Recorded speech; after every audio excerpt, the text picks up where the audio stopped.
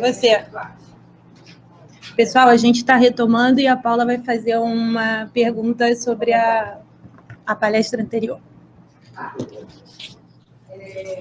Mas, assim, a gente vai entrar em temas mais específicos, que a gente vai poder abordar questões, por exemplo, do direito autoral, do período, questões e tal. Eu queria não perder a oportunidade para a gente estar nessa sessão de abertura, de fazer 2 comentários mais gerais, né? Um é sobre o conceito da ciência aberta, né? Que até uma colega comentou de ter outras definições e tal. E eu queria compartilhar um entendimento que eu tenho, mas também, assim, alguém que começou a ler sobre isso em janeiro, muito honestamente, falando com vocês, né?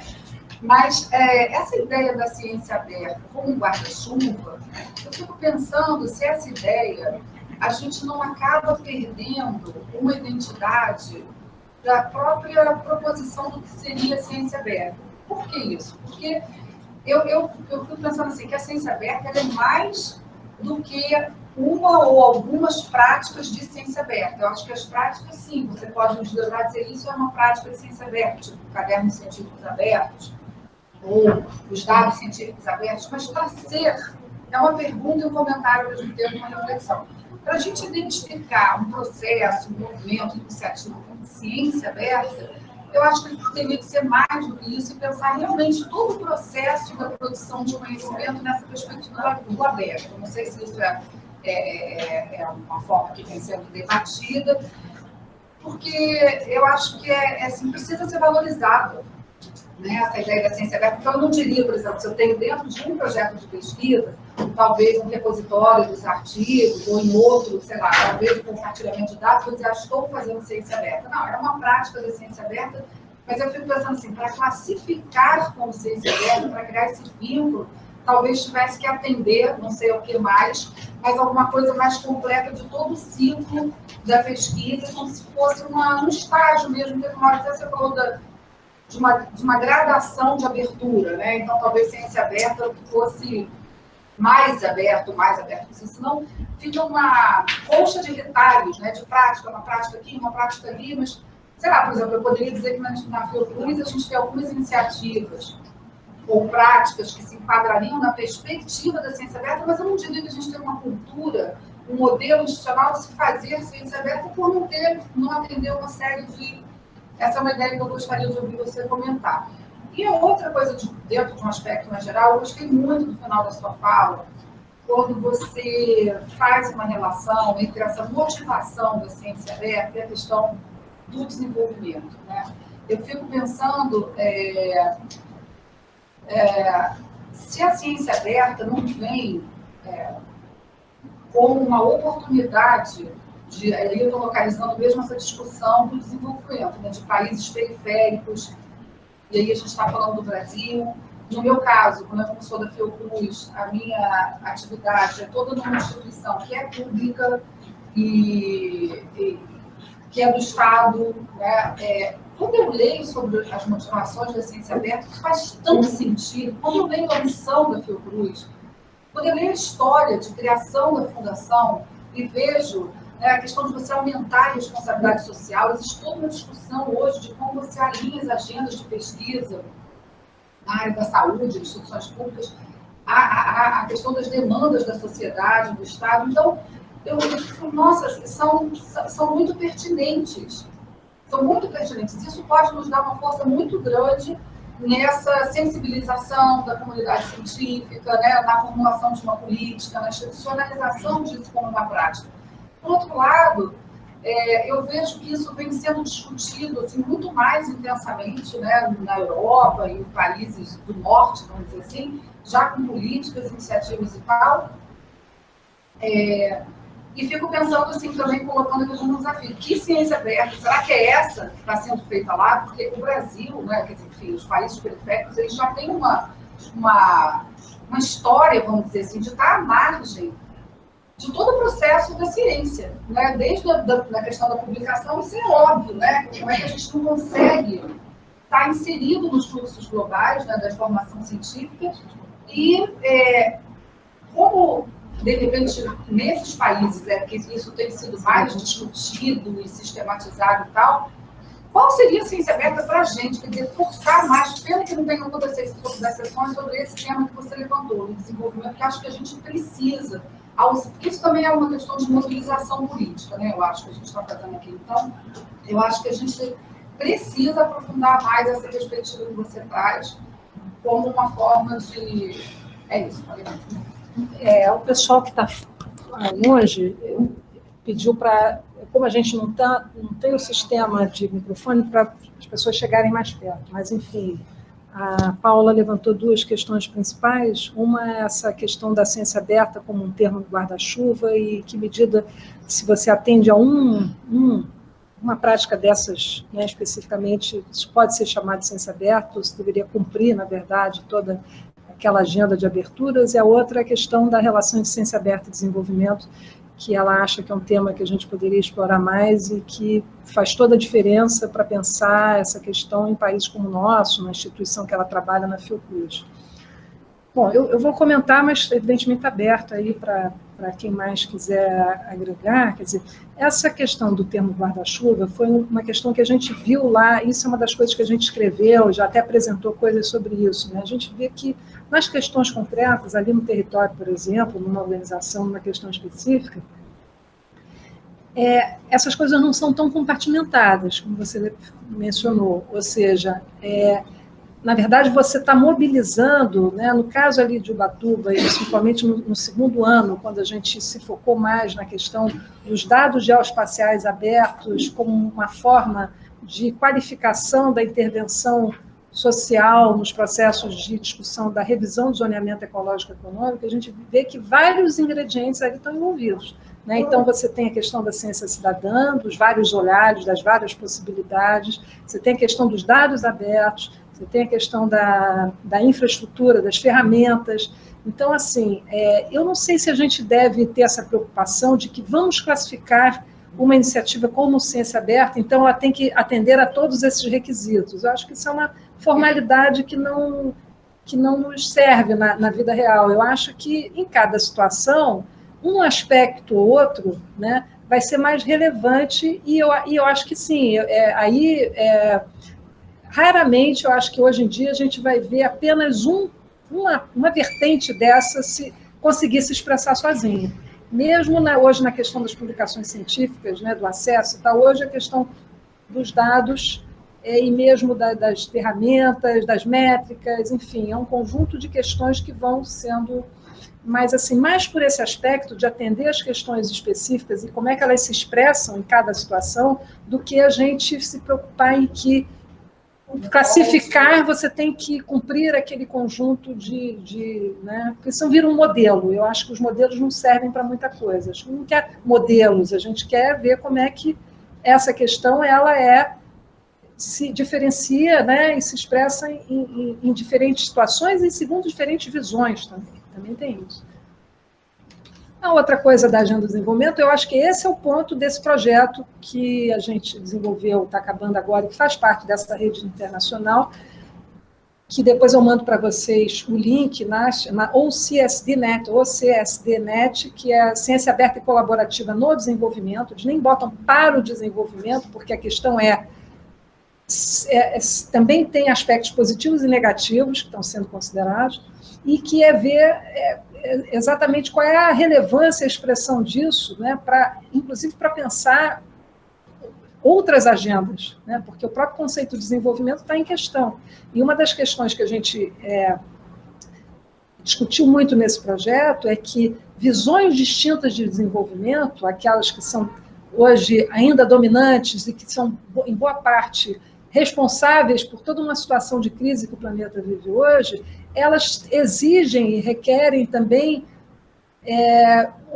outras perspectivas e outros arcabouços de conhecimento, né? Então, essas coisas estão intrinsecamente relacionadas, ou seja, não basta só esta mesma ciência, que em boa parte é responsável, a ciência que dominou, principalmente, né, na segunda metade do século XX, foi a base cognitiva para algumas das vias de desenvolvimento que a gente acabou incorrendo. Então, você precisa virar essa matriz, né, para pensar também outras formas, questionar as próprias bases do desenvolvimento. Então, eu acho que essa discussão da ciência aberta e desenvolvimento, eu acho que a gente não teve uma sessão específica, mas como eu disse hoje, né, eu acho que isso é uma questão que a gente pode estar discutindo ao longo de todas as sessões, né? Quer dizer, não ficar discutindo simplesmente definições formais que são importantes, enfim, o que se entende, como é que se entende e tal, mas também experimentações práticas e como é que isso tem diretamente a ver com as nossas questões concretas aqui, né? Sem querer atrasar, e vou improvisar, mas só porque enquanto você falava, vou falar mais perto aí. Não, dá para escutar, perguntar para o André. Então fala mais alto, Paulo. Rapidinho, porque quando você falava sobre o primeiro ponto do artigo 8º, você tem toda a razão. Não se trata de querer também fazer um checklist, porque você mais dificulta, né? Tipo, então não atendeu a todos os pré-requisitos, mas eu acho assim, ao mesmo tempo, é aquela pesquisa, né, que incorpore, pelo menos com perspectiva. Eu vejo, vou dar um exemplo muito concreto, né? Na Fiocruz a gente tem uma política que é mandatória em relação ao acesso aberto. Esse pesquisador, essa pesquisa, ela, tudo bem, o resultado dela, o artigo está lá no repositório institucional, no ARTA. Porém, assim, aquilo foi uma pesquisa de ciência aberta, não tem nada de aberto. Muito pelo contrário, as resistências são claras e explícitas. Então, não concordando com você, não se tratando de que tem que atender a vários requisitos, mas é uma pesquisa que, pelo menos enquanto abordagem, diz, é isso que a gente quer. Se naquele contexto foi possível, sei lá, a participação cidadã ou outro aparato, ok, não precisa mais com perspectiva de uma forma consciente, né, explícita, sei lá. Não adotar algo que pode estar virando um modismo e, na verdade, não ser aquilo que diz que é. Nada a ver, Essa é outra questão. Bom, eu vou então passar para a Anne, porque eu acho que a gente tem uma agenda aí interessante e a gente volta também a...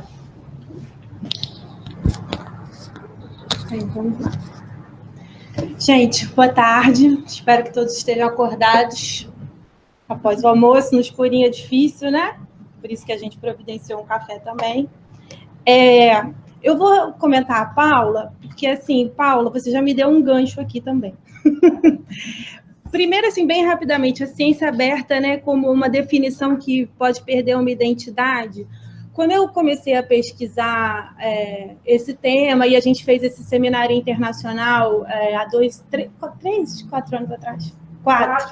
4 anos atrás, a gente notou exatamente isso que você está comentando, essa perspectiva do norte, dos países desenvolvidos, e a gente ficou pensando...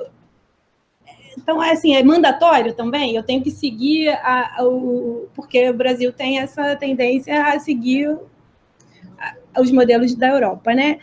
E, assim, na minha pesquisa, eu não vou te dizer que é uma identidade nem nada, mas, assim, o que eu consegui localizar como elementos que geralmente estão nas iniciativas de ciência aberta é a problematização da privatização do conhecimento, isso está presente. A ideia da tecnologia, e principalmente a internet, como uma oportunidade, e a adoção do paradigma aberto. E aí, essa adoção do paradigma aberto, já puxando o Bradley, né, o Jean-Claude Bradley, que foi o pesquisador que eu estudei na pesquisa sobre cadernos de laboratório aberto, ele dizia que a ciência aberta não era algo que pudesse ser feito por todos e todo mundo. Era uma opção. Ele fez a opção de sair de áreas de pesquisa farmacêutica para áreas que ele poderia trabalhar em modo aberto. Então, ele foi estudar a malária, que era uma área que ele não tinha tanto esse problema, né? Já que é uma área negligenciada, ele não tinha o foco da indústria ali olhando para ele. E, nesse sentido, ele mostrou também que há estágios dentro de uma pesquisa aberta. Ele cria 4 logos para identificar o caderno de laboratório no grau que ele se coloca como aberto. Então, ele pratica a abertura máxima, que é eu disponibilizo toda a minha pesquisa em tempo real.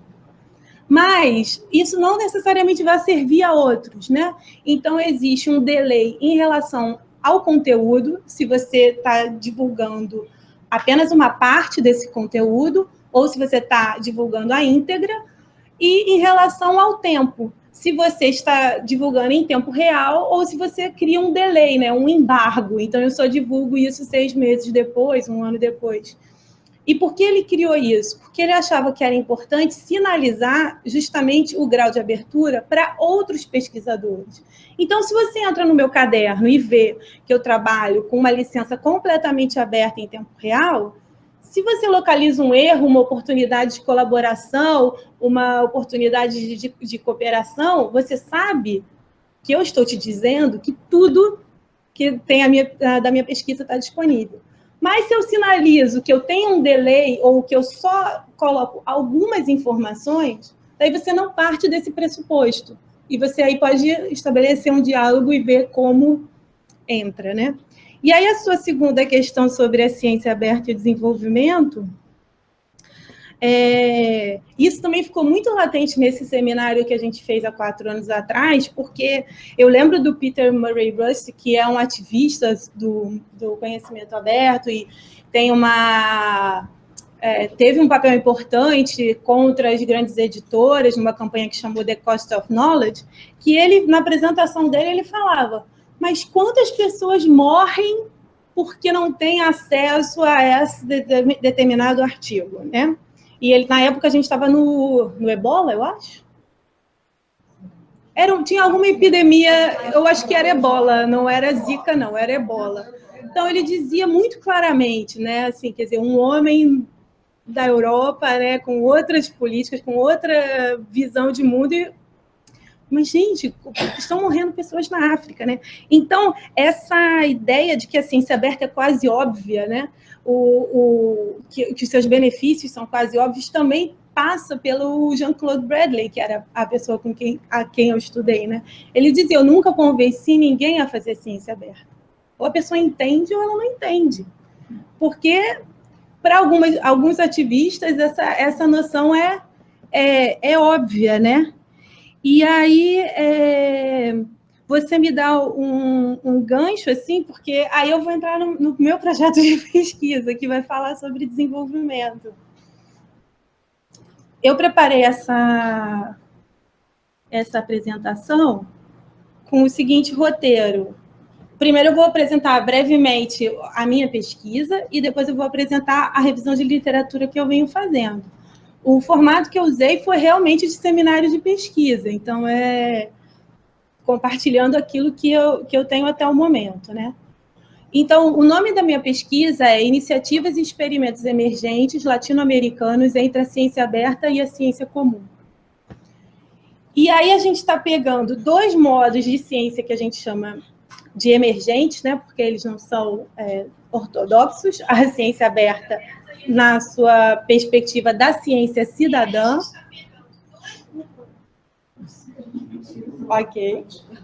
É que senão eu vou ficar o sanduíche, né? Para ficar falando com ela. Então, a gente pega esses 2 modos de ciência emergente, a ciência aberta, na sua vertente da ciência cidadã, que é aquela que está querendo coproduzir os objetos, as questões de pesquisa e os seus resultados, e a ciência comum, que a gente vai olhar para a experiência dos laboratórios cidadãos. Isso é uma visão que eu me aproximei quando eu fiz o doutorado de sanduíche na Espanha. E laboratório cidadão é um termo que se usa lá para designar uma série de instituições ou coletivos que estão produzindo conhecimento e que saem de um momento de protesto à proposta. Então, a gente para só, digamos, de reclamar sobre alguma coisa e a gente começa a produzir informação, produzir argumento, né, e disputar o espaço público em relação àquele tema. Então, as convergências que a gente viu já de começo, isso já tinha vindo do doutorado, né? É a ideia da ciência como um motor de resolução de problemas, né? A internet como esse local privilegiado e que transforma a produção e comunicação do conhecimento. Uma influência da cultura livre, né? Versus essa cultura da escassez, a cultura da permissão. E a ampliação da base social epistêmica do fazer ciência, né? Esse é o nosso foco principal nessa pesquisa.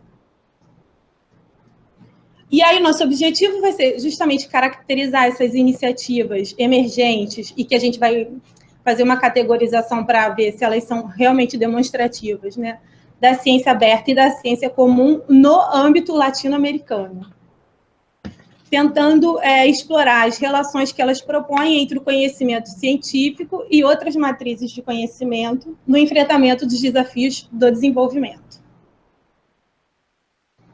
Tá? E aí, como objetivo específico, rapidamente, a gente vai situar o estado da arte desse debate, vamos identificar iniciativas.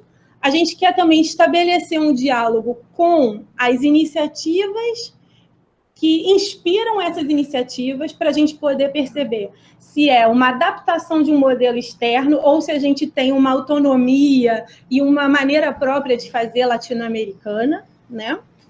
E, por final, a gente quer elaborar uma matriz comparativa, né? Criar algumas categorias para construir um panorama sobre essas iniciativas, pensando a aproximação e as diferenças entre a ciência aberta e a ciência comum. Daí, já adiantei na minha resposta à Paula, né? Na ciência aberta, a gente tem vários autores que falam sobre essa prática.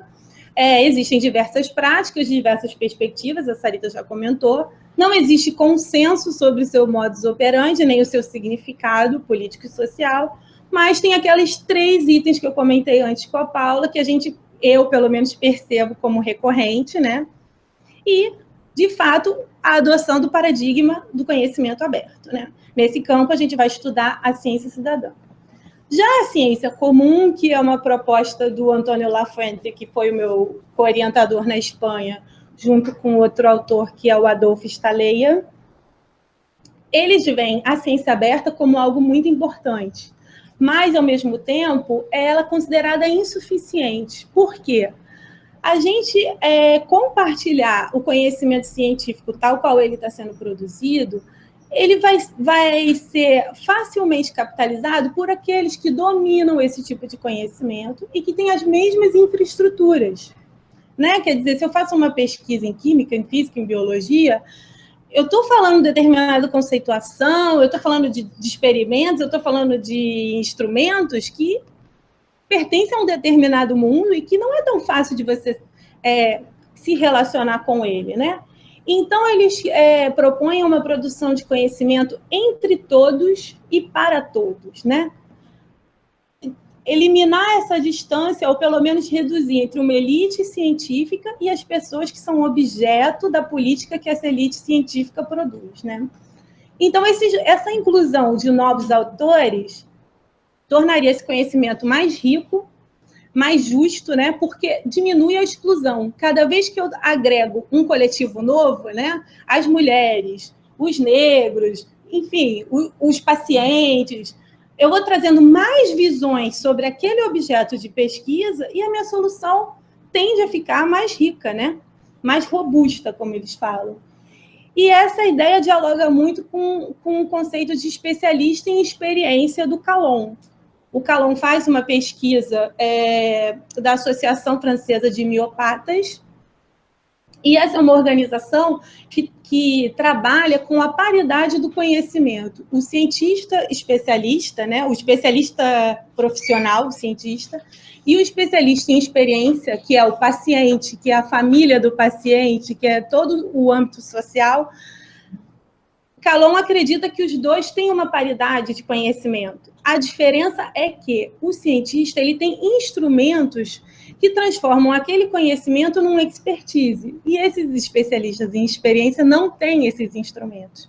Então, o que eles começam a fazer? Eles começam a relatar suas próprias experiências. Então, eu sou homeopata, hoje eu estou assim, a minha coluna está assim, eu sofro assim, daqui a 2 semanas. Então, eles começam a registrar e eles começam a fazer o quê? Comparações. Então, no tempo, eu sei como é que eu desenvolvia a minha condição, eu posso comparar isso com outras pessoas. E esse conhecimento que era íntimo se torna um conhecimento codificado. Então, ele começa a ocupar um espaço dentro da pesquisa, né? E Calon diz que existe uma paridade. A única diferença é que os especialistas em experiências não fazem esse processo que os cientistas fazem. E aí, nessa segunda vertente, a gente vai olhar para essa experiência dos laboratórios cidadãos. Então, assim, eu estou tomando, né, na minha pesquisa de pós-doutorado, como os dois grandes eixos, a ciência aberta com o paradigma do aberto e a ciência comum com o paradigma do comum, né? O aberto, como a Sarita falou, geralmente se restringe a essa ideia do acesso, do reuso e da redistribuição de conteúdos. E nessa visão muito jurídica da coisa, né, que a gente vai falar de propriedade intelectual e de licença, ela pode se encerrar nesse produtivismo científico, que a Sarita também já tinha comentado, né? E aí eu até trouxe a definição da OSCDNet, porque eles colocam ciência aberta e colaborativa. E colaborativa no sentido que eles querem chamar a atenção que essa ciência aberta a qual eles estão se referindo não é só uma questão de licenciamento e acesso a esse conteúdo. Eles colocam que envolve justamente a colaboração e a participação. Então, no texto do Leslie, ele coloca a ciência aberta, ela não é um processo, ela é um processo condicional, ela não é uma condição binária, né? Então, faço ou não faço, ela é um processo. E aí, já na ciência comum, eu estou trabalhando com o paradigma do comum, e por isso estou fazendo essa revisão de literatura, que parece que é um tema infindável, né? Então, mas eu me apoio muito, claro, nas ideias do Antônio, que foi meu co-orientador, né? Só um parênteses, esse trabalho, na verdade, começou lá no projeto do Batuba. Né? A gente trouxe o Antônio, a partir da visão do Antônio, a gente foi evoluindo nessa direção. Isso, a mãe fazendo o sanduíche lá, e agora começou a fazer o pós-doutorado e se desdobra essas coisas. E aí, no paradigma do comum, geralmente, eu vou depois entrar nos detalhes, a gente fala do comum como um bem, como um tipo de bem ou como um recurso. E o Antônio vai propor uma ideia, um enfoque que vai sair dessa ideia de bem ou recurso e vai começar a olhar para a comunidade que sustenta, né? Então, geralmente a gente fala do comum como o ar, por exemplo, como a água, né? Então, é o tipo do bem que define que aquele é o comum. Mas, Antônio vai dizer que é a comunidade que sustenta esse comum e que dá visibilidade a ele. Por exemplo, o caso de uma comunidade em Minnesota que resolve brigar com o aeroporto ao lado porque passa avião o dia inteiro e as pessoas não conseguem dormir. Qual é o comum que está ali em voga? Pode ser o ar, da poluição, da aviação. O silêncio. Eles advogaram pelo status de comum ao silêncio. Ou seja, não era dado, não era do objeto silêncio que ele era comum, não. É quando ele se coloca em risco, é que alguém olha para aquilo e fala, não, isso é um bem essencial para a minha vida, não pode colocar isso. Então, nesse sentido, o Antônio propõe que o comum é algo que é um fato político, porque ele emerge da decisão de alguém de tornar aquilo comum, de dizer, isso é importante para a minha vida, não podemos abrir mão disso. E aí, ele tem então, ele propõe o comum como objeto epistêmico, ou seja, um objeto do conhecimento, que a gente vai conhecer esse comum, né? Ele não está dado, e fruto de uma decisão política. E, junto com o Courcine, criam esse conceito de comunidades de aprendizagem, que são justamente ou comunidades de afetados, que são essas pessoas que resolvem olhar para esse comum e lutar por eles e fazer eles serem relevantes no espaço público. E aí, agora, numa segunda parte, eu vou apresentar a revisão de literatura que eu estou em produção, né? Aí, nesse primeiro slide, eu estou trazendo a imagem do pastor no pasto, né? Porque o tema do comum, essa é uma metáfora recorrente. Então, basicamente, ela vai recuperar a ideia o momento histórico dos cercamentos das terras comunais na Inglaterra, né? Então, onde a população ela é mandado embora, basicamente, né? Agora isso aqui tem uma propriedade, vocês, camponeses, agora são homens livres para vender o seu trabalho a quem oferecer trabalho, né? E a vida se transforma com isso, né? Uma base desse movimento, ou de uma justificação, é a ideia do Harding, da tragédia dos comuns. E a metáfora do pasto é o quê? Vou botar ela lá de novo. Todos nós aqui vivemos numa terra comunal e todos nós temos ovelhas. Eu acho que isso aqui é ovelha. Todos temos ovelhas. Aí um dia o Papi resolve... Papi ou Papi? Papi resolve... Todo mundo tem aqui mais ou menos 5 ovelhas. Aí um dia ele resolve, não. Vou botar 7. E aí, como é acesso aberto, né? Todo mundo tem acesso àquele bem, o pasto. O Papi começa a explorar mais o pasto. Desculpa, eu falei errado, né? É porque eu tinha um amigo Papi, aí eu falo errado, perdão. E aí ele começa a explorar esse pasto, né? E a gente ou não se percebe, ou percebe, enfim. Ele começa a lucrar mais com esse pasto, né? Porque ele tinha 5, agora ele já está explorando 7 ovelhas. Só que o ônus da exploração desse pasto, o lucro é privado. Só que o ônus da exploração do pasto é comum. Tem uma capacidade específica de produção, né? Então, o Harding vai dizer que o homem tem ele coloca que o homem tem essa vontade quase da sua natureza de colocar seu benefício individual na frente do benefício coletivo. Então, ele vai dizer assim, olha, o homem é assim, ele vai sempre querer tirar vantagem em relação ao coletivo. E isso é um problema. Isso vai trazer a tragédia dos comuns. Na verdade, ele tem uma perspectiva bastante conservadora, ele não faz uma pesquisa empírica, ele simplesmente lança a ideia, né, de que o homem é o lobo do próprio homem, né, nós vamos nos matar entre nós, e que existe um problema de superpopulação, né? Ou seja, daqui a pouco ele está botando, ninguém percebeu, ele está botando 8, amanhã ele bota 9. E nós que temos 5, nosso pasto começa a ficar piorado, a qualidade lá da nossa ovelha vai piorando, né? Mas como a gente não tem como cercear a ação do coleguinha, ele vai explorando e lucrando mais que a gente, né? Então, o Harding vai dizer, ele vai tratar desses problemas de superpopulação, porque ele diz, o mundo tem recursos limitados, então não dá para todo mundo ter tudo ao mesmo tempo, né? E ninguém quer abrir mão daquilo que já tem, então...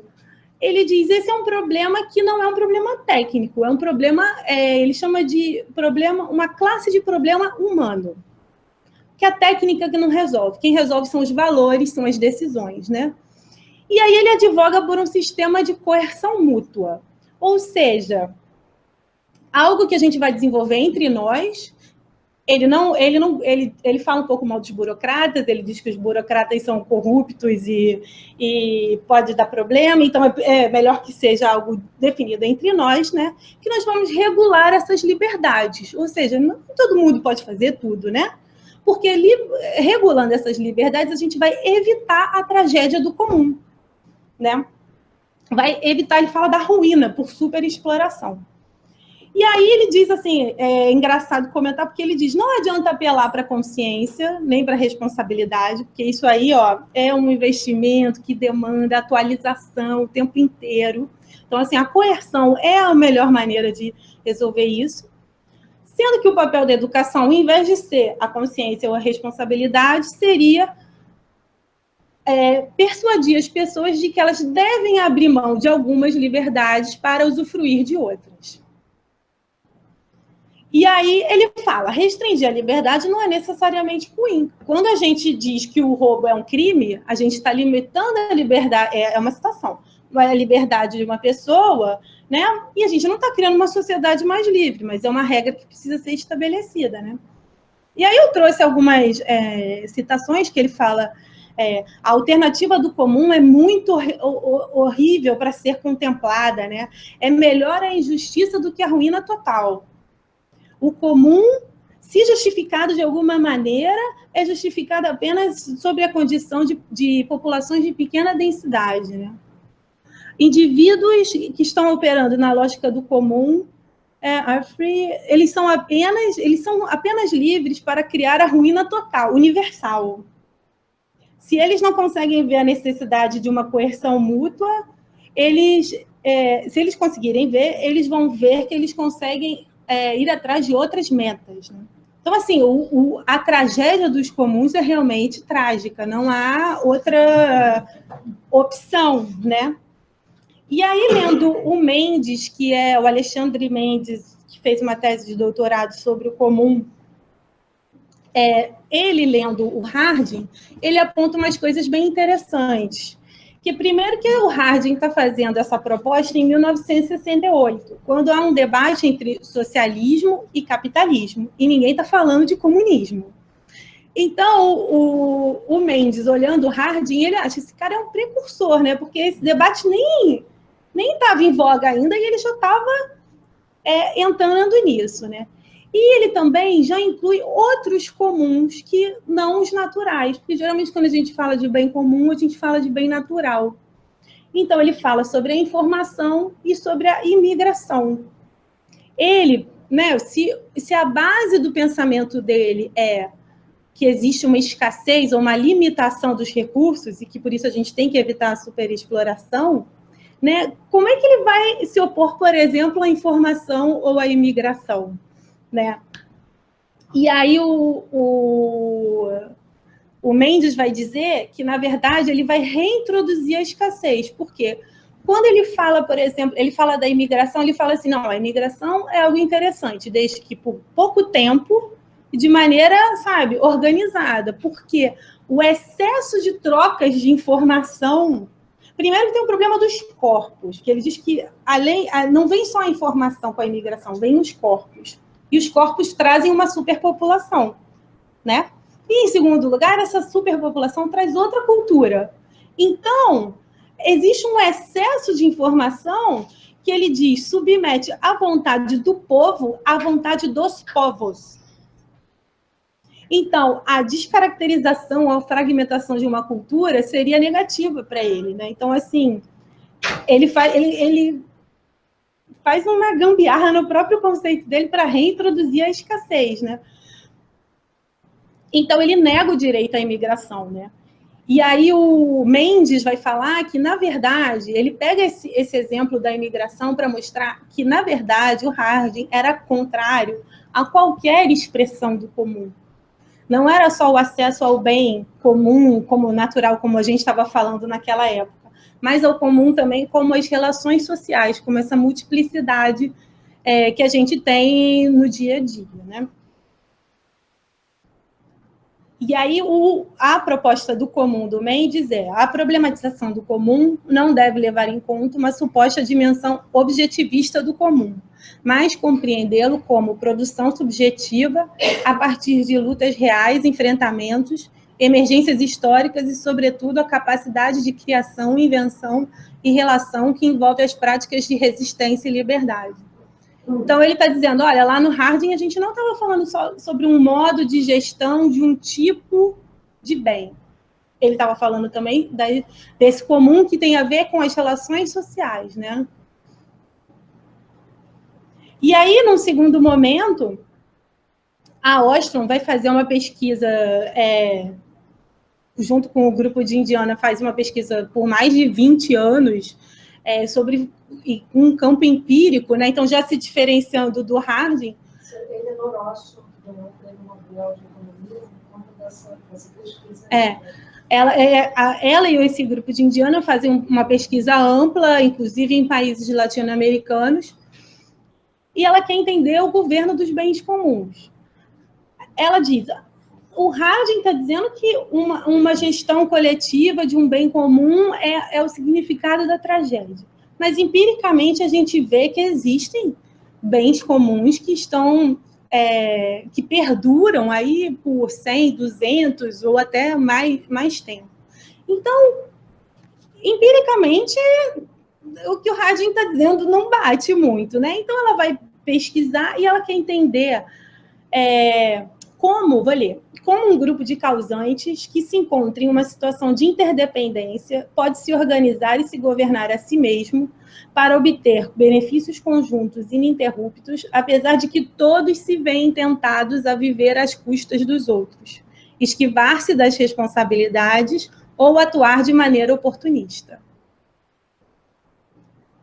E aí a Ostrom vai fazer um esquema que ela diz que existem tipos de bens.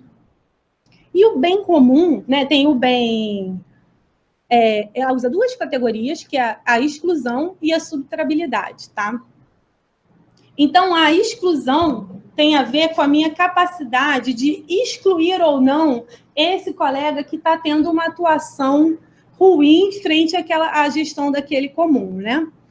E a subtrabilidade é a capacidade dele de retirar os recursos desse bem comum que a gente está compartilhando, né? Então, o bem comum para ela é algo que tem uma alta subtrabilidade, ou seja, todo mundo, ou quase todo mundo, consegue retirar alguma coisa desse bem comum, mas eu não consigo, uma dificuldade na exclusão. Eu não consigo evitar que essa pessoa faça esse movimento. Deu para entender? Subtrabilidade e exclusão. Esse cara, ela vai chamar de free rider, que é o caroneiro, basicamente em português. É o cara que pega carona, né? É o cara que tem acesso aos benefícios do sistema, especialmente quando esse sistema é aberto, né? A sua exclusão é difícil e custosa, e ele não coopera na produção desse bem comum. Então, o free rider se beneficia do trabalho dos demais sem oferecer nenhum tipo de compensação. Aquele coleguinha do trabalho de grupo, que vai estar sempre assim, encostado. As coisas mais institucionalizadas. E aí, assim, a Ostrom, ela tem todo um vocabulário, porque ela diz, olha, muitas pessoas já estudaram o comum, antropólogos, sociólogos, mas as pesquisas não se comunicam uma com as outras. Então, ela cria um vocabulário e uma metodologia que ela chama de Institutional Analysis of Development, IAD. Ela cria todo um vocabulário que, assim, ela cria categorias para todo mundo entender daquilo que a gente está falando, né? E aí, quando ela vai para esse campo empírico, o que ela faz? Ela chama essas situações, esses bens comuns que ela vai estudar, de recursos de uso comum. Então, tem uma área pesqueira, por exemplo, ou bacias hidrográficas onde a população vive ali da venda da água, por exemplo. Ela vai dizer que aquilo é um sistema de unidades de recurso. Né? Então, a água é uma unidade de recurso, o peixe que eu pego é uma unidade de recurso. Mas o sistema é a bacia hidrográfica, né? É o sistema pesqueiro. Então, ela vai analisar o governo desses recursos de uso comum e ela usa termos assim, que são bem da economia mesmo. Então, é provisão, apropriação, manutenção, designação, unidade de recurso. A gente está falando de economia. Ela trata de bens rivais, ou seja, se eu tiro o peixe, a Sarita não come o peixe, né? Ou é de propriedade de um, ou é de propriedade de outro. E ela também vai analisar esse recurso em termos de viabilidade econômica, né? Ela olha, esse recurso perdura ao longo do tempo, a comunidade também perdura ao longo do tempo, né? E aí ela fala em termos de congestionamento, em termos de superexploração, esgotamento, contaminação, né? E usa critérios de avaliação também bastante econômicos, eficiência econômica, equidade através de equivalência fiscal, equidade redistributiva, moralidade geral, adaptabilidade. Ela cria todo um vocabulário, né? E a ideia de apropriadores, né? Tem os apropriadores, que são as pessoas que vão subtrair essas unidades de recurso, né? O peixe, a água, para consumo próprio, para movimentar uma economia local. Existem os provedores, que são aqueles que são encarregados de prover, às vezes são as próprias pessoas, às vezes é um governo, uma organização que ajuda também a prover as infraestruturas. Não, desculpa. Esses são os produtores. Os produtores são aqueles que constroem, reparam e desenvolvem ações para garantir o sustento a longo prazo. Então, ela tem todo um vocabulário, né? E aí, assim, o trabalho dela vai de pressupostos que são diferentes do Harding, né? Assim, essas pessoas são pessoas que elas estão ali para resolver problemas pragmáticos, efetivos, né? Ela rechaça essa ideia de que as pessoas são incompetentes, ou mais, ou irracionais, né? Ou que alguém tem toda a sabedoria, todo o conhecimento, que tem uma teoria da conspiração ali, que é um omnisciente, né? A palavra até difícil. Oi. É porque, assim, como a gente falou do Lacan, né, que para ele o comum é escolhido pela sociedade, não é da natureza do objeto, né, se ele é rival ou não rival, você não acha que, por essa perspectiva econômica que é adotada pela Ostrom, isso não garante muito mais a sociedade? Por exemplo, o próprio silêncio, sendo um bem não rival, tá? Isso não está dado a priori, não é passível de uma definição pela sociedade que vai ser feita por instituições da democracia representativa, numa sociedade contemporânea de massas como a nossa, que geralmente é tomada por pessoas que estão vulneráveis a lobbies empresariais e tal. Então, a definição de comum, você talvez não acha que seja mais completa quando ela é feita pelo ponto de vista da economia como um bem não rival? Não sei, eu estou julgando aqui porque essa questão me surgiu depois que você expôs essa contraposição. Do Antônio Lafuente, que eu nem conhecia, e a da Ostrom, que eu já conheci. Assim, me fugiu essa questão. Assim. Eu acho que ela já coloca garantido, sabe? O comum é isso pela natureza do bem. Você tem que definir isso a posteriori. Eu não sei, você pegou? Não, peguei, mas eu não sei se de responder, porque, assim, na verdade, são abordagens, né? São maneiras de olhar o mundo, né? Ela tem todo um histórico e o olhar que ela bota em cima desse tema é o olhar econômico, né? Enquanto que o Antônio tem uma trajetória pela história da ciência e também muito ligada aos movimentos sociais, que ele vai dar um outro olhar à coisa, sabe? Acho que a abordagem econômica não necessariamente invalida ou é superior a uma abordagem política e ao contrário, entendeu? Elas podem dialogar. A diferença é que a Ostrom acha que, quer dizer, nesse trabalho, ela indica que é a característica do bem que torna ele comum. E o Antônio vai dizer que o comum, ele só aparece, você só se dá conta de que alguma coisa é comum quando ele é colocado em risco. Entendeu? É uma diferença de olhar, eu acho. Não é só o Antônio, né? Tem toda uma literatura que fala do comum, do singular, com algo diferente dos comuns. A Nélia depois vai apresentar a visão, acho, do Hegel, né?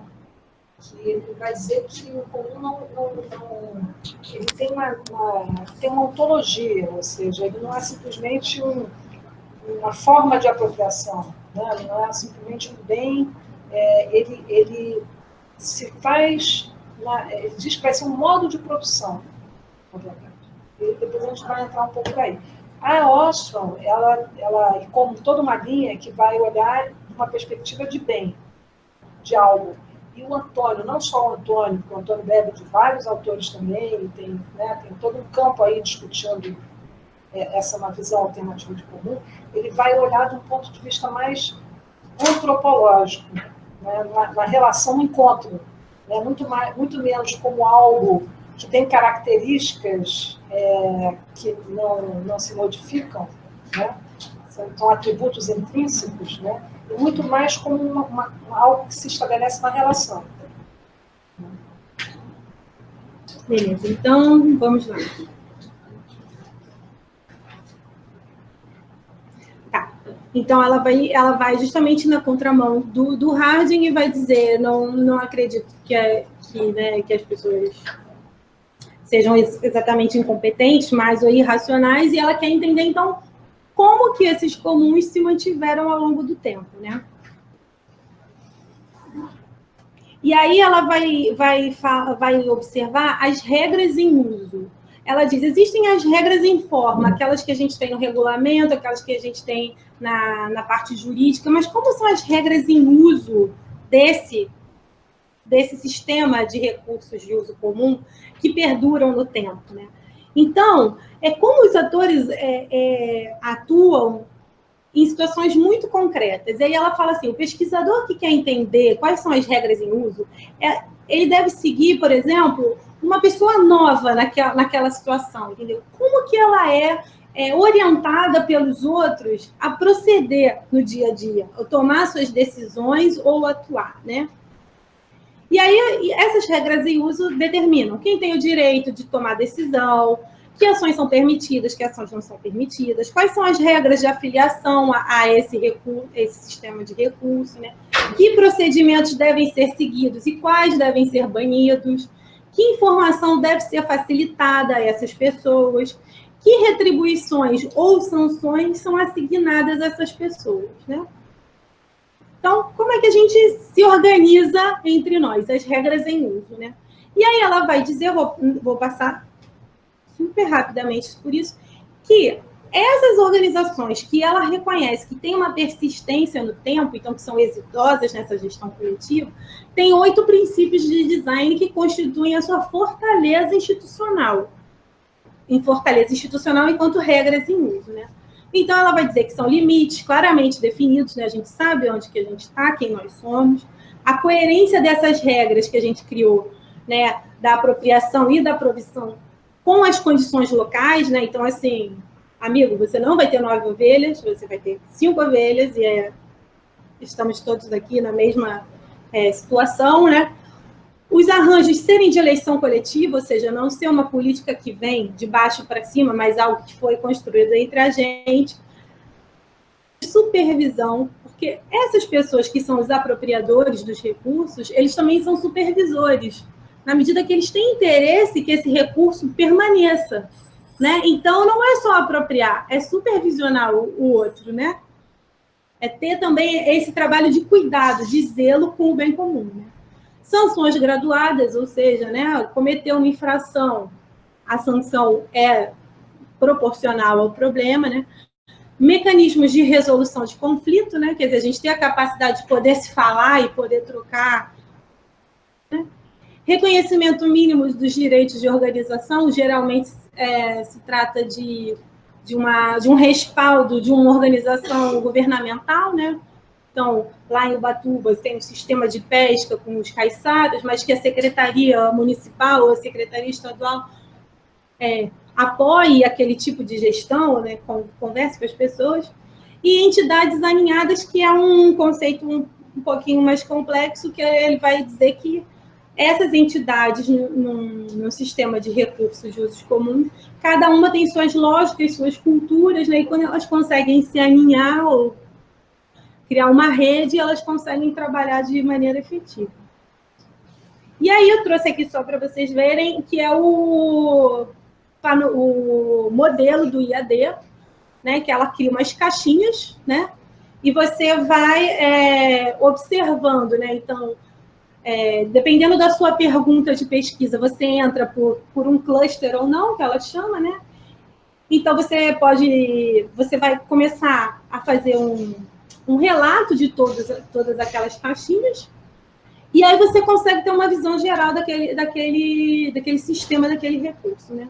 Então, você vai falar sobre as características biofísicas do local, você vai falar sobre os atributos da comunidade, das regras em uso, da action situation como um lugar onde a gente define as coisas, né? As situações mesmo, propriamente ditas, e os atores. E aí, aqui, nessa caixinha em específico, entra muito forte a questão da informação, né?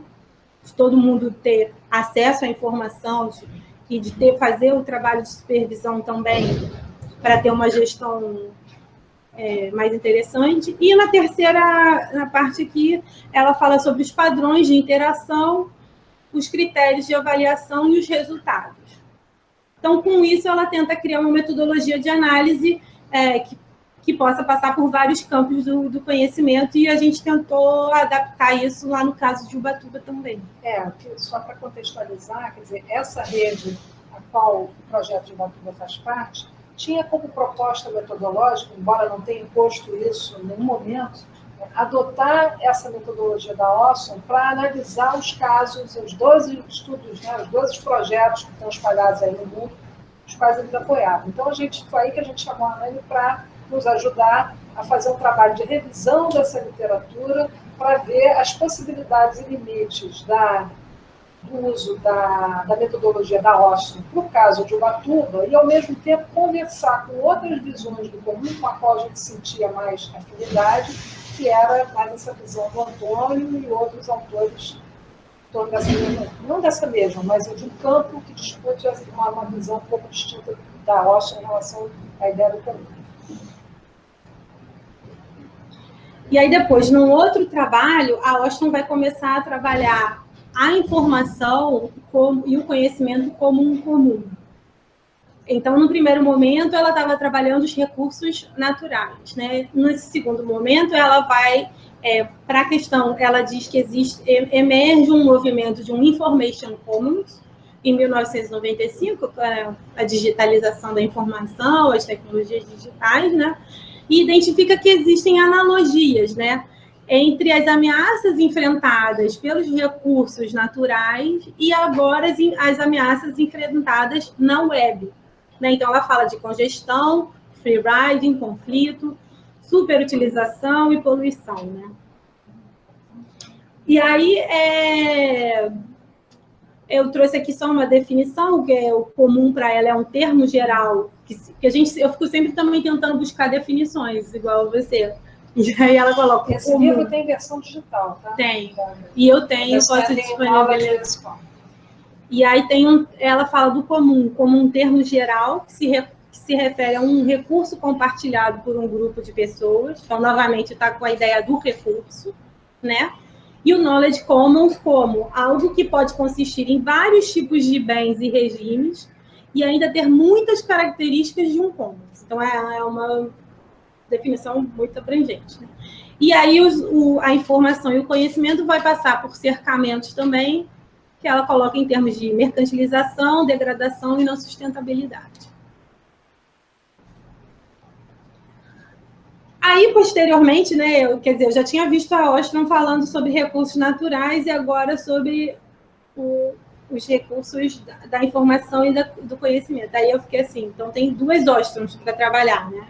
Essa foi um momento assim, de impasse dentro dessa ideia de adaptar o IAD para Ubatuba, porque a gente já sentia que não se tratava só de falar sobre os recursos naturais, mas que a informação ali tinha um papel muito importante. Né?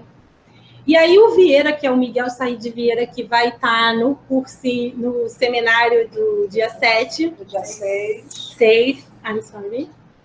Ele me ajudou a pensar essas duas Ostroms, digamos assim. Tem uma tese de doutorado sobre isso. Isso, Eu não lembro o nome agora, mas... Miguel Said Vieira. A mercantilização dos meios comuns da informação, né? Ele é focado na informação. Né? Na área de legislação. Sim, mas o objeto é na informação. E aí ele usa também uma definição de bem comum, de comum como bens comuns são coisas compartilhadas por uma comunidade. E vai colocar o comum, ele coloca como um dos pontos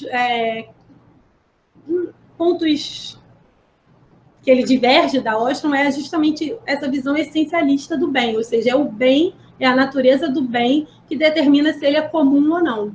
E ele vai dizer, como outros autores também, que o comum tem esse aspecto dual. Então, ele coloca, não é um conjunto de coisas, é também um produto social, uma prática. Não é só a coisa compartilhada, mas também o seu compartilhamento por uma comunidade. E isso tem vários autores que tratam do comum nesses termos. Né? Ele cita o Máximo de Angelis, tem uma frase que fala there is no commons without commoning, quer dizer, não existe o comum sem tornar comum, sem um verbo, né? Fazer comum, né? Então, como verbo, esse fazer comum, esse compartilhar, novamente, é um autor que diz que tem um caráter eminentemente político, pois é uma decisão que demanda práticas organizativas internas a uma comunidade. tais como garantir o uso continuado dos recursos, uma gestão equitativa, manter laços comunitários, né? Pensar no dia a dia, né? Como estar com pessoas, né? Os conflitos todos, e incluir conflitos e lutas. Né? Então, já falei, o Vieira aponta como limitações da Ostrom essa visão essencialista dos bens comuns, né? E essa distinção entre bens intelectuais e bens naturais, que estavam me agoniando ali na questão do IAD de Ubatuba, ele fala, não é uma classificação rígida e precisa, é apenas auxilia um pouco na sua análise, mas existe só uma diferença na ênfase, né? Então, assim, alguns objetos você vai olhar mais para o bem enquanto bem natural e outros você vai olhar mais como bem informacional, mas eles estão presentes um no outro, né? Então, ele até cita, por exemplo, a Ostrom tem trabalhos sobre repositórios de universidades, né? Repositórios abertos da produção. Ele fala, aquilo ali você pode olhar como um recurso puramente informacional, mas ali tem recurso natural, né? Tem cabo, tem energia, tem natureza que virou computador, que virou infraestrutura, né? Tem uma série de coisas. Então, mesmo no mais imaterial ali, tem o bem natural, né? E vice-versa. No bem natural também tem informação. O Miguel entrou aqui no chat. Opa. Tomara que eu não tenha falado besteira. Não, mas ele citou em Elites, que eu vou botar ali, tem um ensaio relacionando silêncio e silêncio, silence is a commons. Sim, porque você citou a questão do silêncio também da Minnesota. Por isso que eu digo é uma rede, né? E aí o Miguel, agora ficou engraçado com o autor aqui presente. Desculpa qualquer coisa, Miguel. E aí ele vai dizer que justamente essa confusão, essa ambiguidade em relação ao comum é porque junta uma dimensão econômica e uma dimensão jurídica.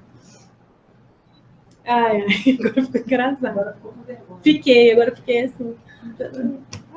Tá bom, vamos lá.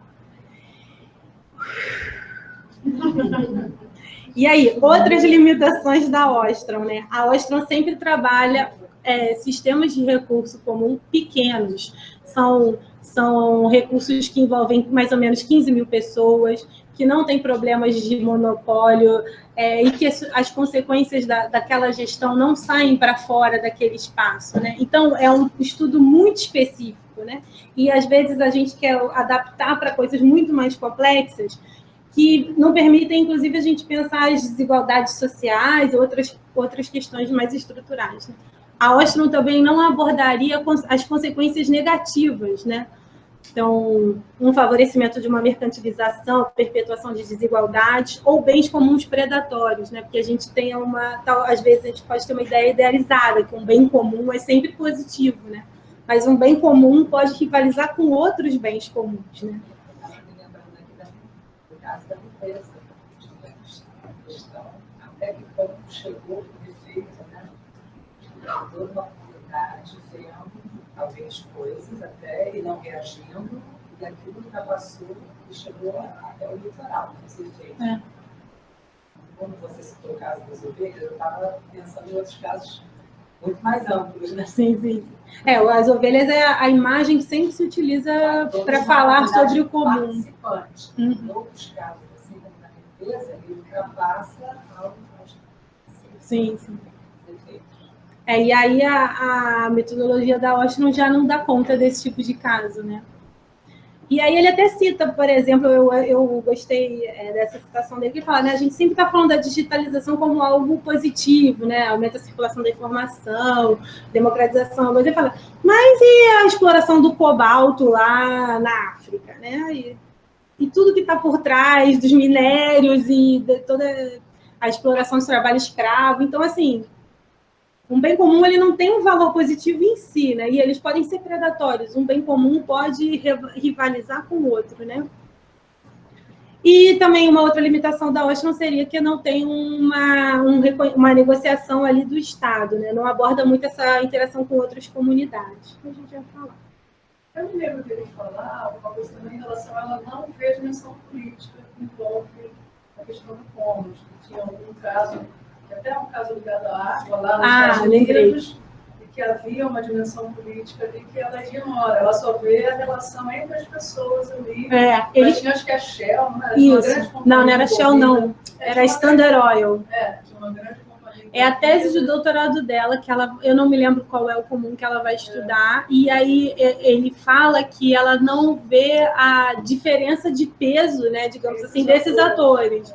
Então, tinha toda uma comunidade envolvida, mas existia uma petroleira, né, que tinha um poder muito mais forte, e inclusive ela colocava funcionários na administração pública.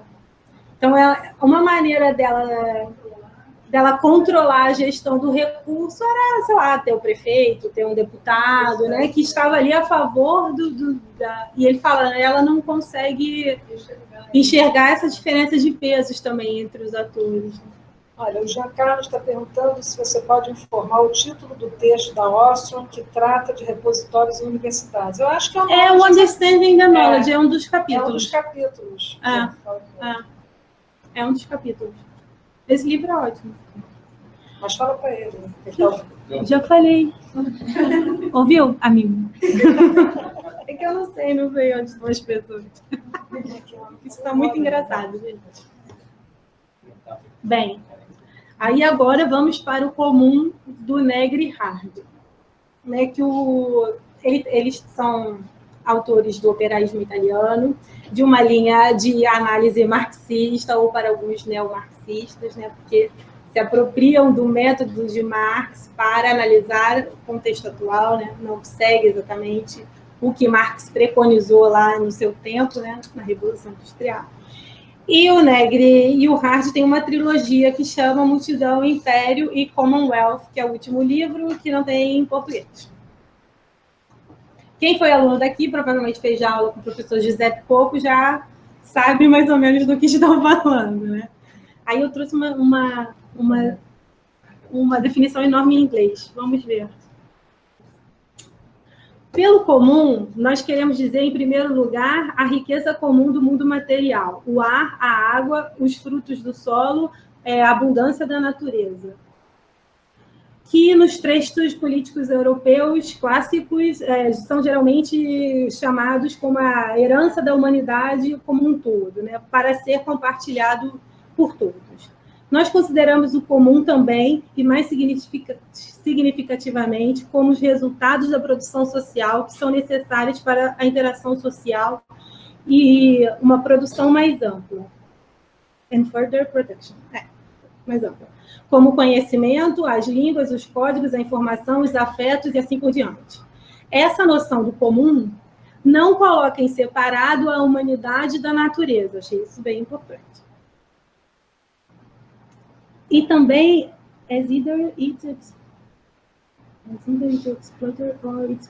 e também não é seu explorador ou seu custodiante, não sei como fala isso. Mas se foca, pelo contrário, nas práticas da interação, no cuidado, na coabitação de um mundo em comum, promovendo uma coisa um estado benéfico e limitando as formas que em detrimento, né? Como fala isso? Detrimental forms. As formas que botam o comum e prejudicam o comum. Isso. Na era da globalização, temas como a manutenção, a produção, a distribuição do comum em ambos os sentidos, e também no sentido ecológico e socioeconômico, se tornam extremamente centrais. Crescentemente centrais. Beleza. Daí, de novo, a gente está vendo outro autor que fala do comum não só como bens, mas também já trata linguagem, código, informação, ou seja, os comuns que são produzidos pelo homem, né? Não é da ordem natural, e novamente, um autor que vai falar da questão da relação social, né? Da produção social. Então, a noção de comum, no livro, no trabalho do Commonwealth, se articula com outros conceitos, né? E é um projeto, na verdade, né? Porque o Negri tem um caráter militante, né? Então, ele é um projeto que investiga movimentos e práticas dessa multidão para identificar as relações sociais e institucionais de uma democracia global, em que a multidão se autogoverne, né?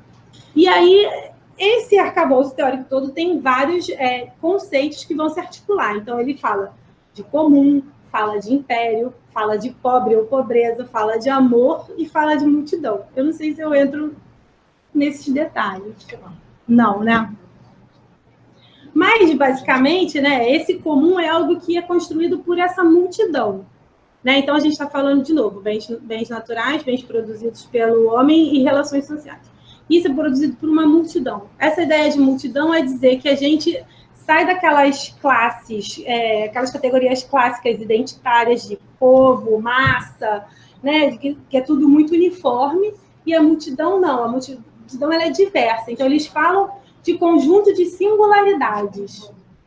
Então, não é a multidão, o que eu acho que é importante perceber é que se esse comum é produzido nas relações sociais, né, é essa multidão diversa que produz esse comum, não é uma multidão uniforme, né?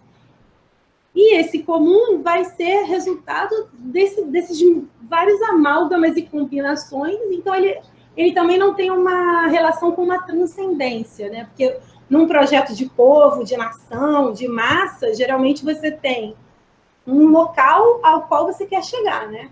Um local idealizado, um projeto, né? Então, nós vamos ser a nação tal, vamos ser a classe operária assim, vamos ser... As singularidades, elas têm um projeto que é transcendente, que é da imanência, na verdade, que é um projeto que vai se fazendo. Não tem aquele ponto idealizado a chegar, né? Eu acho que isso que é o importante do Negri. E aí ele vai trazer o amor, que é muito curioso, que ele fala do amor como conceito político, como algo central para a produção desse comum, né? Porque você tem que lidar com a singularidade, você tem que lidar com alguém que é diferente de você, e você tem que fazer você tem que se relacionar com eles num projeto que é imanente, você não sabe o que vai dar.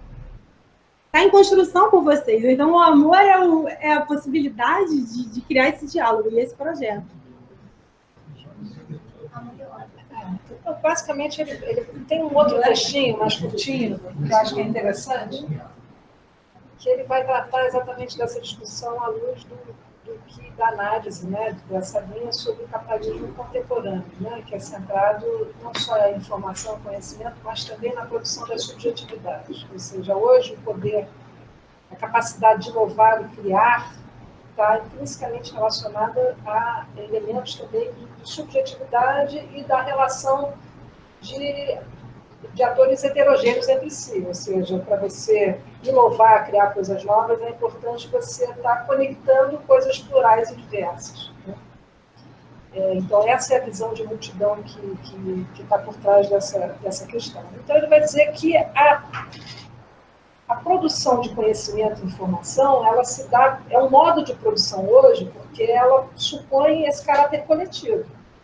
Você só avança o conhecimento na medida em que você consegue estar conectando, ter, né, uma produção que é comum e, ao mesmo tempo, que é diversa.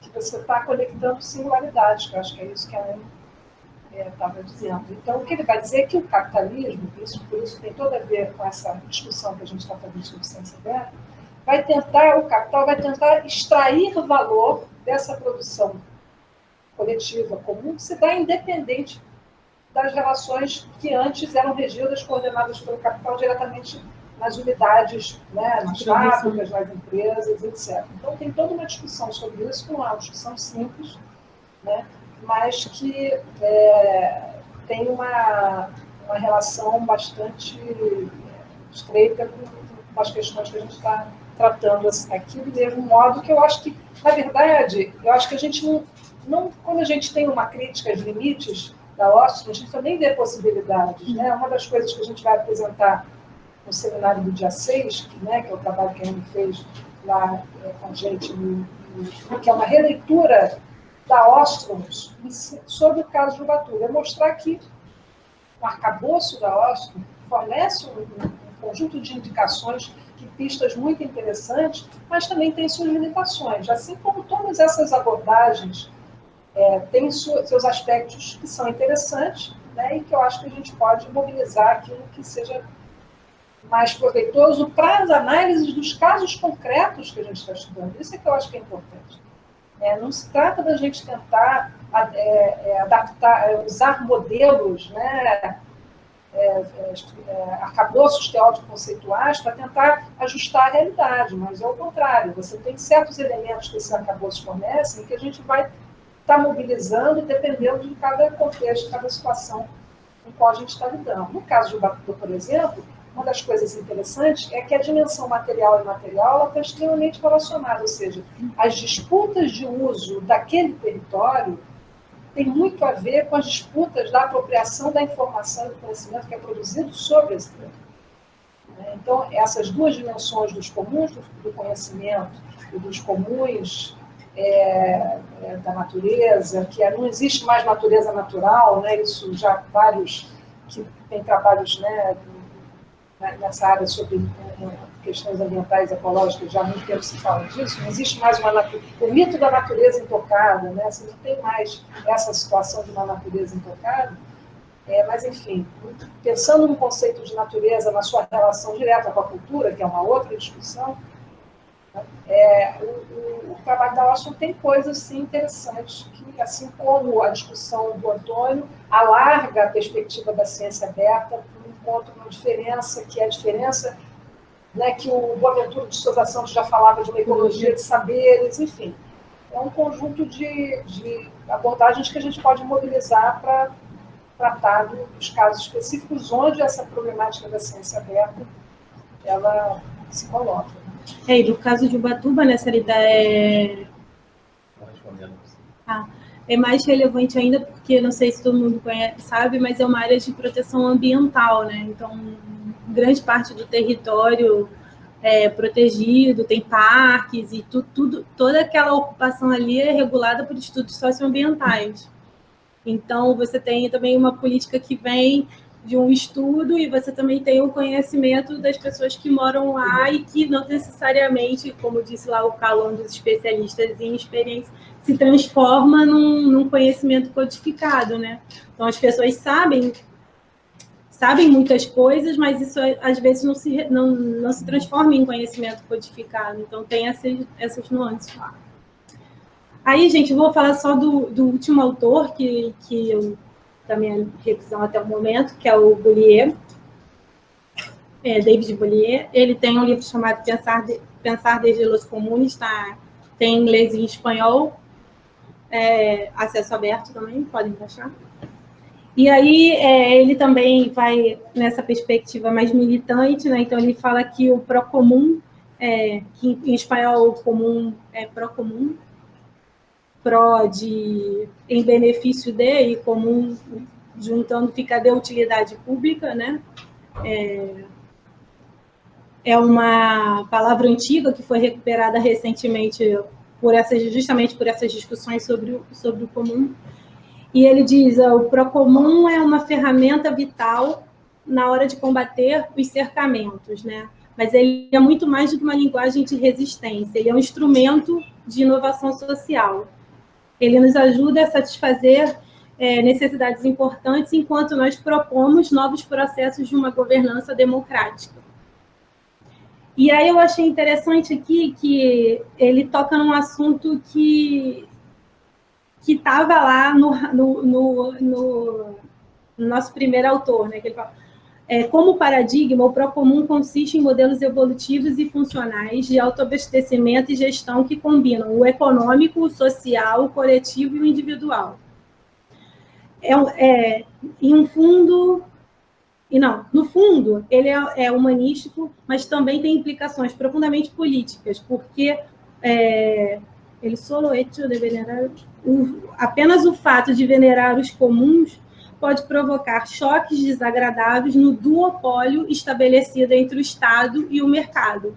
Quer dizer, lá no nosso primeiro autor, no Harding, né, ele dizia: a tragédia dos comuns é porque aquilo a gente não tem um sistema de coerção mútua, então todo mundo tem acesso, na verdade a gente está falando de um sistema de acesso aberto, e isso vai levar à tragédia dos comuns. E qual é a solução para ele?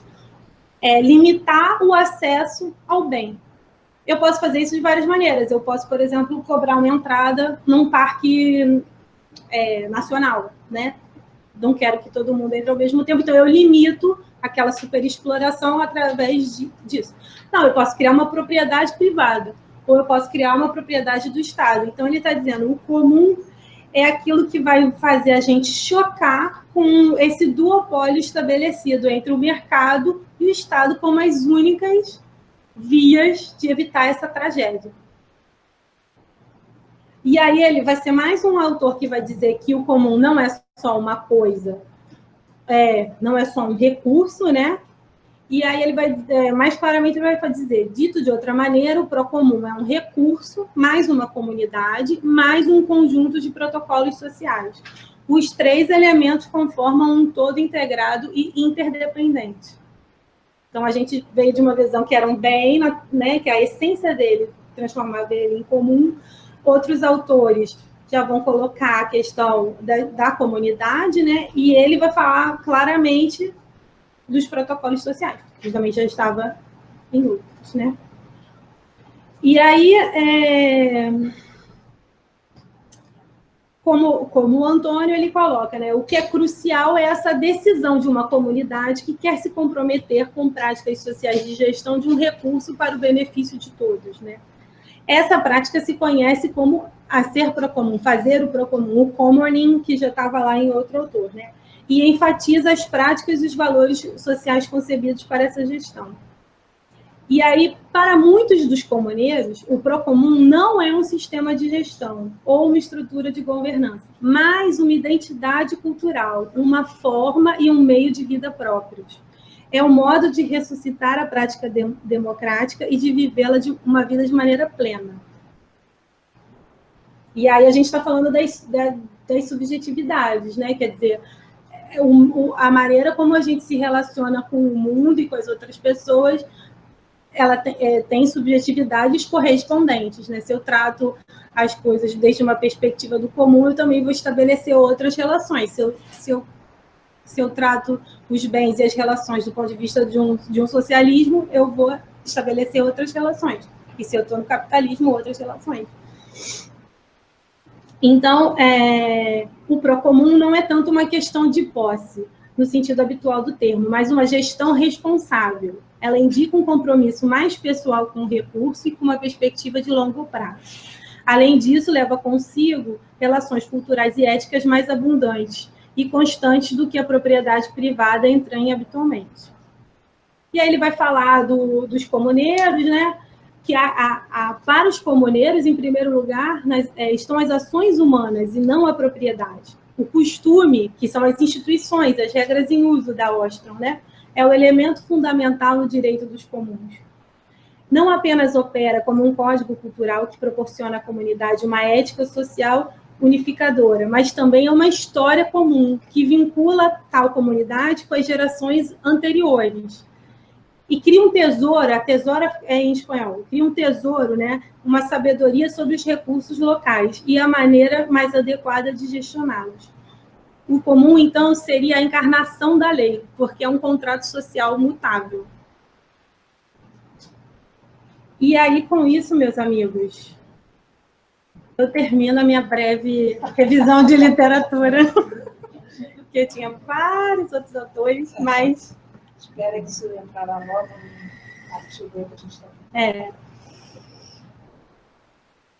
E aí, tudo isso para pensar a ciência comum, né? Porque dependendo do autor que a gente vai mobilizar, essa ciência comum também vai mudar, né? Se eu pegar pela Ostrom é uma coisa, se eu pegar pelo Lafuente, Bollier, o Hart, tá? As categorias mudam, o olhar, a maneira de pensar também. Gente, sei que está todo mundo com a cara meio cansado. Só para te aliviar, Anne, o Miguel disse o seguinte: eu não falei muita besteira. Estou ouvindo a palestra com delay. Cheguei agora na parte que me toca. Está ótimo, pessoal. Sim. Você é muito gentil. Enfim, a gente vai ter aí vários encontros pela frente, mas, enfim, quiserem fazer algum comentário, alguma questão. As apresentações vão ficar compartilhadas? As apresentações acho que já estão, né? As apresentações do PowerPoint Acho que já estão lá ou... Eu acho que já estão lá no... Não, eu não dei para ninguém, não. Mas não está no... Tá aqui no Google, no Hangout, né? Que a gente está gravando, e vai ficar no canal do link no YouTube. Aí, se alguém quiser a apresentação eletrônica mesmo, eu também posso colocar à disposição.